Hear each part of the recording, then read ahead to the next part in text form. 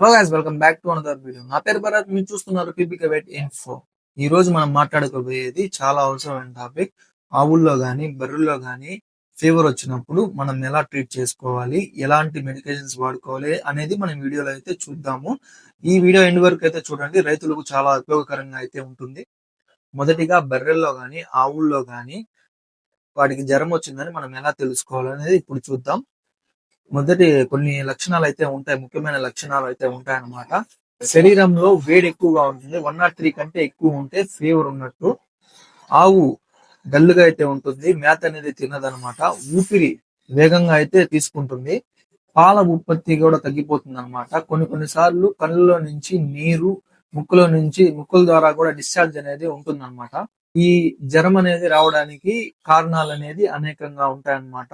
Bacteria infections, mastitis గానీ pneumonia గానీ అలాంటివి వస్తూ ఉంటాయి. వైరల్ వ్యాధులు అనమాట. వైరల్ గా వచ్చేది foot and mouth disease, lumpy skin disease, ticks వల్ల వచ్చే ఇన్ఫెక్షన్, డెలివరీ తర్వాత వచ్చే జ్వరము, చెడు వాతావరణము, చెత్త ఫీడ్ వలన వచ్చే జ్వరము, ఇట్లాగా అనేకంగా అయితే ఈ జ్వరం అనేది వస్తూ ఉంటుంది.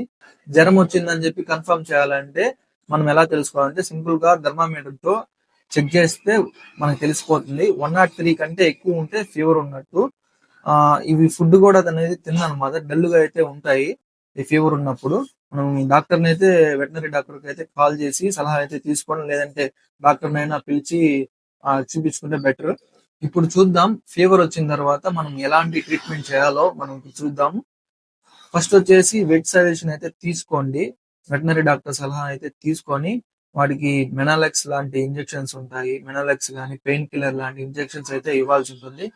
ఇన్ఫెక్షన్ కంట్రోల్ చేయడానికి వచ్చేసి మనకు వచ్చేసి బ్యాక్టీరియా ఇన్ఫెక్షన్స్ కంట్రోల్ చేయడానికి ఎండ్రోఫ్లాక్సిన్ లేదా సెఫ్రోటయాక్సిన్ సల్బాక్టిన్ ఇంజెక్షన్ యాంటీబయాటిక్ అయితే వాడుకోవచ్చు. డాక్టర్ అడ్వైజ్ వరకు ఇంజెక్షన్ అయితే యూజ్ చేసుకోండి. ఫీవర్ తగ్గడానికి అయితే మెనాలెక్స్ అయితే యూజ్ చేసుకుంటే, కౌకి క్లీన్ వాటర్ అయితే ఇవ్వండి. ఫీవర్ ఉంటే డిఎన్ఎస్ లేదంటే ఆరల్ ఫ్లూయిడ్స్ అయితే ఇవ్వాల్సి ఉంటుంది అనమాట. సపోర్టివ్ కేర్ వచ్చేసి vitamin B complex, liver tonic లేదా లివ్ 52 టానిక్ అయితే యూజ్ చేసుకోండి. ఇది మన సాఫ్ట్ డైట్ వచ్చేసి రెస్ట్ ఇవ్వాలన్నమాట. షెడ్ లో అయితే రెస్ట్ ఇవ్వండి వాటికి. కౌ కానీ బఫలో కానీ ఈ ఫీవర్ నుంచి రికవర్ అయిన తర్వాత ప్రాపర్ గా మనం ఏంద్రా అంటే ఈ మినరల్స్ ఇవ్వాలి అన్నమాట, ఇమ్యూనిటీని పెంచేదానికి. మినరల్స్ కానీ రెగ్యులర్ గా వీటికి ఏంద్రా అంటే డీవార్మింగ్ అండ్ వ్యాక్సినేషన్స్ అనేది షెడ్యూల్ కూడా ఫాలో అవ్వండి. క్లీన్ గా షెడ్ అనేది క్లీన్ గా అయితే మెయింటైన్ అయితే చేయండి. ఈ వీడియో కనుక మీకు ఉపయోగపడినట్లయితే లైక్ చేయండి, షేర్ చేయండి. మరిన్ని ఇలాంటి ఇన్ఫర్మేటివ్ వీడియోస్ కోసం మా ఛానల్ అయితే సబ్స్క్రైబ్ అయితే చేసుకోండి.